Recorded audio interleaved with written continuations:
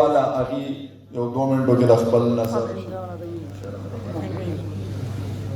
بسم الله الرحمن الرحیم. د ټولو ناوال په پریزایډینګ کې ناست چې څومره مشران دي، قبایلي شملور مشران دي، دلته ماته مخامخ محمدزولي کشران، ټولو ته په پښتنه مینه سلامونه وایم. عزیزانو، خبرې ډېرې وشوې،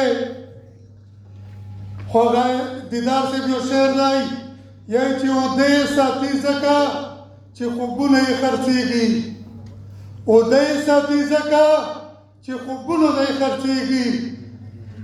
یعنې پوهې شعر مرنه هېر شو دی چې اوده یې ساتي ځکه چې خوبونه یې خرڅېږي.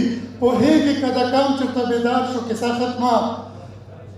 خبره دا ملګریو چې ټولو نه غټه مسله نن زموږ په پښتون وطن کې هغه امن خبره و. هغه دغه جنګ چې کوم مولانا صاحب خبره وکړه چې نن موږ ړونده یو، نن موږ کوڼه یو، دا ټک نه وری چې کوم دی رڼوګونې دي، ګډوګونې دي، دا ټک نه دل چې کوم دی یو تورتم دی او یو جنګ دی او یو بدامنیو.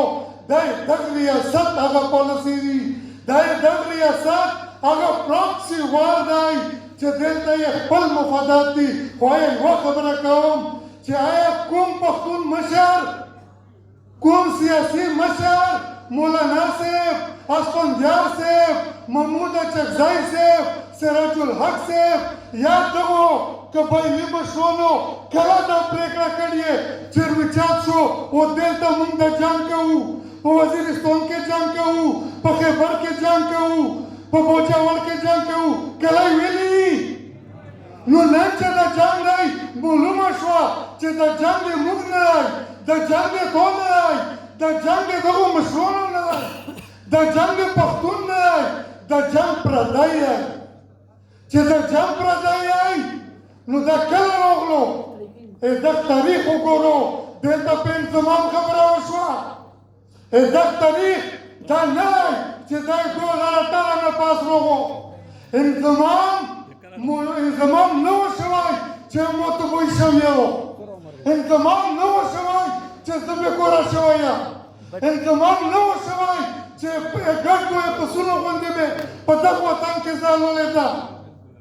نن که څوک دا خبره کوي دا موږ منو چې موږ داسې انضمام نه و غوښتی. هغه بصیر صاحب شعر دی چې خدایه زه خو تا په بصیر کې ملهو، ما درنه غوښتلی و جانان، خو داسې نه. موږ داسې انضمام نه و غوښتی. موږ څه عهدې پوره نه شوې، دا بېله موضوع.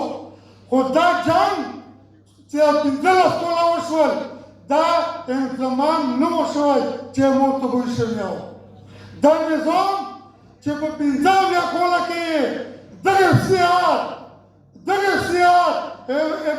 وزیرستان نه ونیسه ته بوجاور پورې موږ له یوه یونیورسټي راکړی و.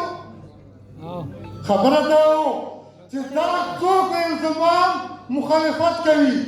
بلکل موږ ته قدرمند دي، موږ ته عزتمند دي چې کومې غوښتنې دي هغه رامنې شي.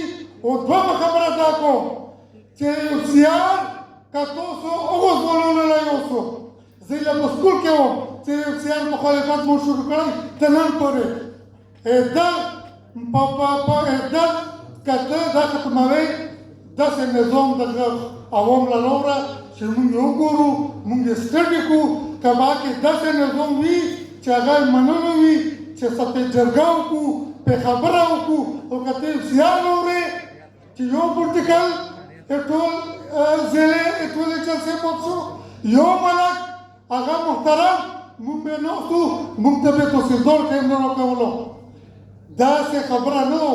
افتیار په مطابق دی کې که یې تاسو څه نظام وي عوام له یې راوړه، موږ ته یې مخې ته کښېږه، ډیبیټ پې وکړه، خبره پې وکړه چې دا خبره باندې زور نصفوی کړو. نور داسې نه و. دا بدامني چې و دا انضمام د وجې نه و.